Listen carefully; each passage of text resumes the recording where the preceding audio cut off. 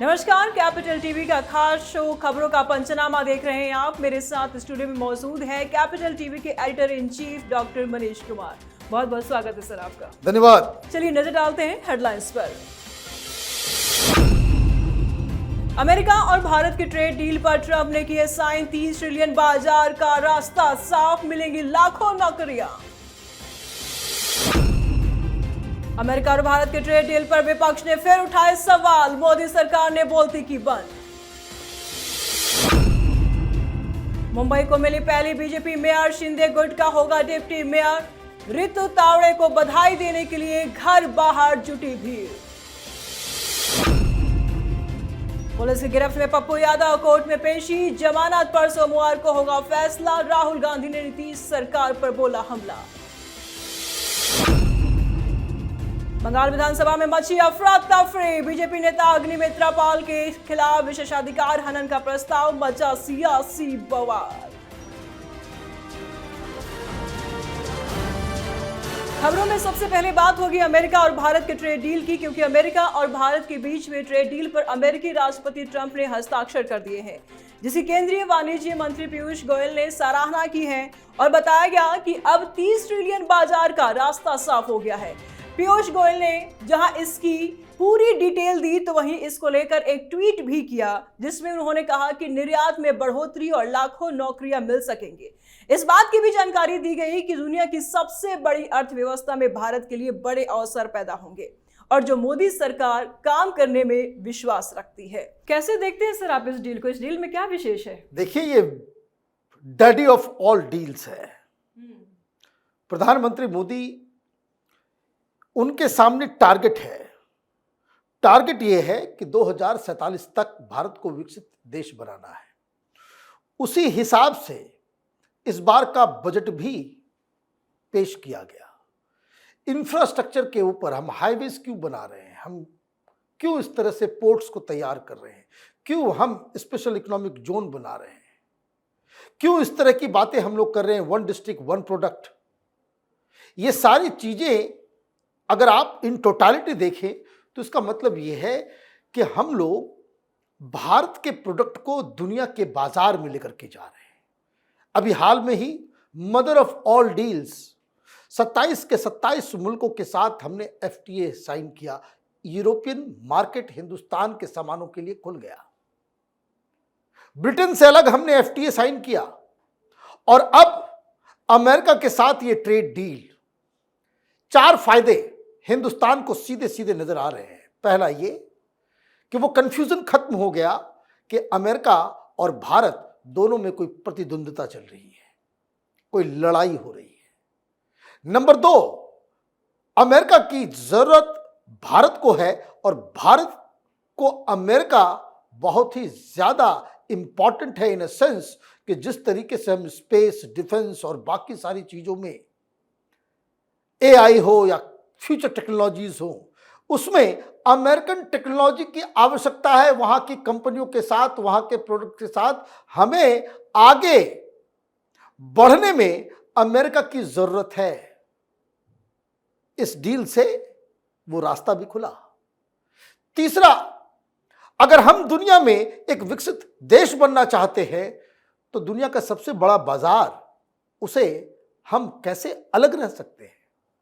इतने बड़े बाजार में हम अपने सामान को, और ये भी आप समझ लीजिए, ये 18% है, मेरी मार्क माय वर्ड्स, ये 13% भी होगा। और जिस तरीके से आज बताया गया कि कुछ चीजें डील के अंदर हैं जो आज बताई गई हैं, मार्च में उसके न्यूएंसेस आ जाएंगे और कई सारी चीजों के ऊपर भारत के सामान को अमेरिका में 0 टैरिफ के ऊपर वहां पे स्वागत किया जाएगा। तो ये हिंदुस्तान के लिए, हिंदुस्तान के भविष्य के लिए और वर्तमान में जो ग्लोबल पॉलिटिक्स चल रही है, उसमें भारत को सिर्फ फायदा ही फायदा नजर आ रहा है। जी, तो आपने समझा कि कैसे भारत अब नया भारत है, तो किसी को झुकाना भी जानता है और अपनी बात मनवाना भी। लेकिन इन सब के बीच विपक्ष की बोलती बंद हो गई है और इससे पहले विपक्ष हो हल्ला कर रहा था, सवाल पूछ रहा था कि अमेरिका के साथ भारत के अच्छे संबंध है तो क्यों ट्रंप के आगे मोदी सरकार मजबूर है। लेकिन अब विपक्ष खामोश है। क्योंकि उसके हर सवालों का जवाब इस ट्रेड डील ने दे दिया है। जब अमेरिका के साथ ट्रेड डील नहीं हो रही थी तो मोदी सरकार को विपक्ष जिम्मेदार बता रहा था, अब हो गई है तो राहुल गांधी कह रहे हैं कि मोदी ने भारत को बेच दिया है। हालांकि वो ये बात पिछले 11 सालों से बोल रहे हैं। सवाल ये है कि क्या कोई देश व्यापार समझौता करके बिक सकता है? विपक्ष को खुद ये नहीं पता कि वो चाहता क्या है, उसे बस हर हाल में सरकार का विरोध करना है। इस ट्रेड डील से सर विपक्ष को क्यों मिर्ची लग रही है? देखिए, देश में कुछ भी अच्छा होता है राहुल गांधी को बुरा लग जाता है।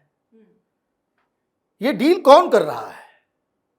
प्रधानमंत्री मोदी कर रहे हैं और डोनाल्ड ट्रंप कर रहे हैं।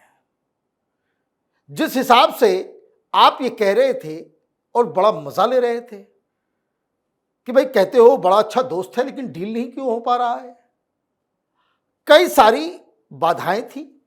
उन बाधाओं को बाकायदा प्रधानमंत्री मोदी ने उन शर्तों के जरिए उसको खत्म किया और अब चाहे वो कृषि क्षेत्र हो, चाहे वो सब्जी का मसला हो, या फिर और भी जो सेंसिटिव सेक्टर्स थे, उसके ऊपर भारत अपनी शर्तों को मनवाने में कामयाब रहा।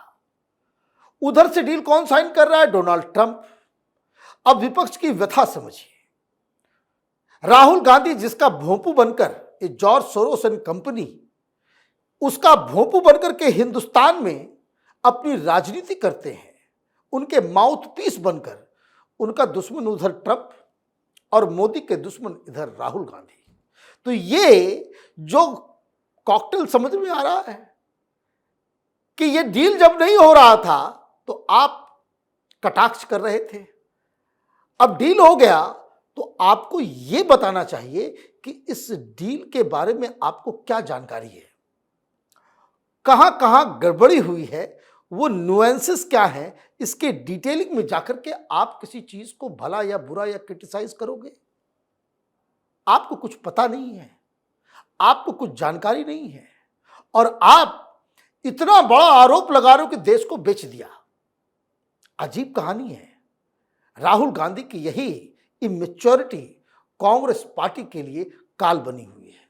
चलिए अब बात करते हैं मुंबई की, क्योंकि मुंबई वालों को आखिरकार नया मेयर मिल गई है। बीजेपी ने वरिष्ठ नेता रितु तावड़े को मुंबई मेयर पद का उम्मीदवार बनाया।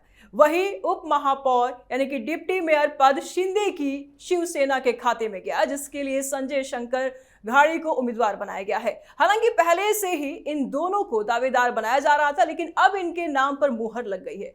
बीजेपी और एकनाथ शिंदे गुट की शिवसेना ने बीएमसी का चुनाव गठबंधन में लड़ा था, जिसमें बम्पर जीत के बाद इस बात की चर्चा की थी कि आखिर मुंबई का मेयर कौन होगा।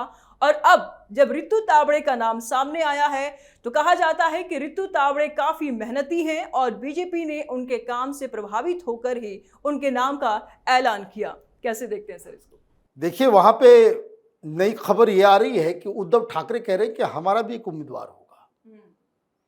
मतलब आदत जाते जाते जाती नहीं है, बड़ी दिक्कत है। लॉटरी हुई, लॉटरी के तहत उद्धव ठाकरे के भाग्य में अगर मेयर पद होता तो लॉटरी से उनका मेयर भी बन सकता था, अगर कोई एसटी के नाम से लॉटरी निकली होती। वो निकला नहीं, रोटेशन वाइज चलता है। लॉटरी में एक महिला क्या नाम आया, क्या महिला महापौर होंगी, महिला मेयर होंगी। तो कई सारे लोग इधर दिल्ली में खासकर किस तरह के पत्रकार लोग थे कि शिंदे ने बगावत कर दी तो कुछ और भी हो रहा। कई सारी थ्योरीज, कॉन्स्पिरेसी थ्योरीज आपने सुना होगा।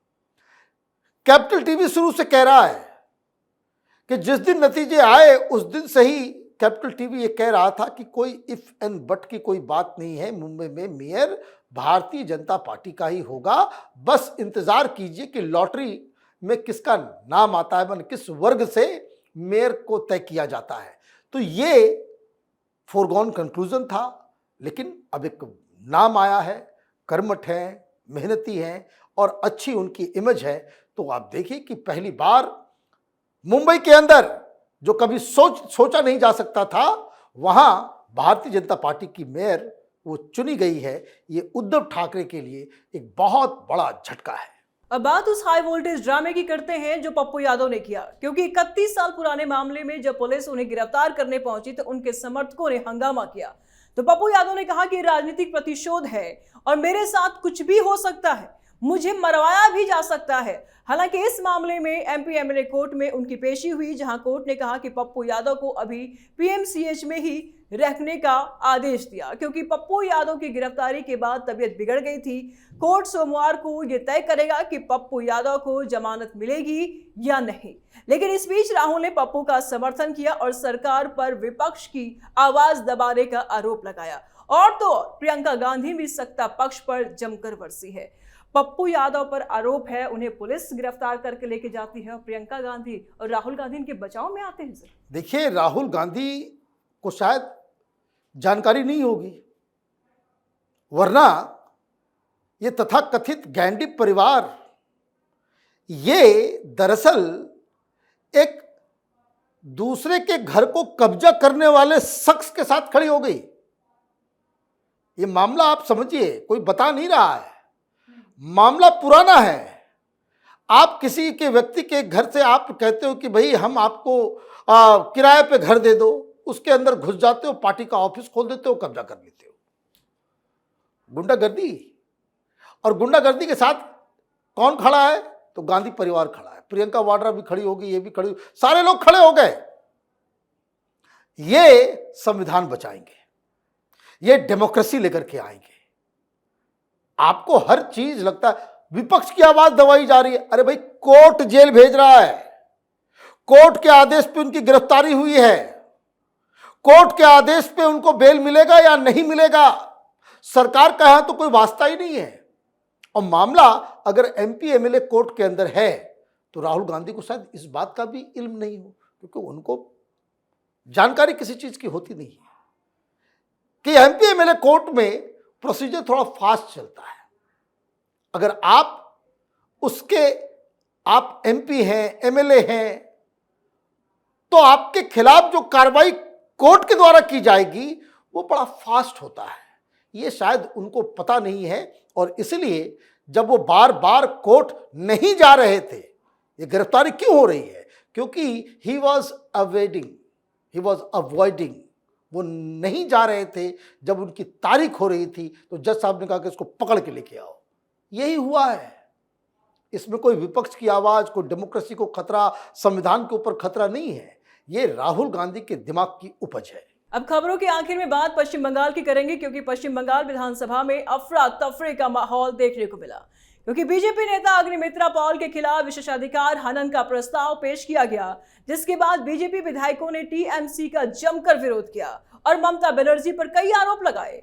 सदन के अध्यक्ष विमान बंदोपाध्याय ने विशेषाधिकार हनन प्रस्ताव को विधानसभा की विशेषाधिकार समिति को भेज दिया है, जो इस मामले में आगे की कार्रवाई तय करेगी। लेकिन इसको लेकर विधानसभा से लेकर सड़क तक बवाल देखने को मिला और बीजेपी ने ममता सरकार के खिलाफ प्रदर्शन की भी बात कही। यानी आज पूरे दिन बंगाल विधानसभा के अंदर और बाहर माहौल गर्म रहा। सर देखिए, बंगाल के अंदर ममता बनर्जी पूरी तरीके से परेशान चल रही है।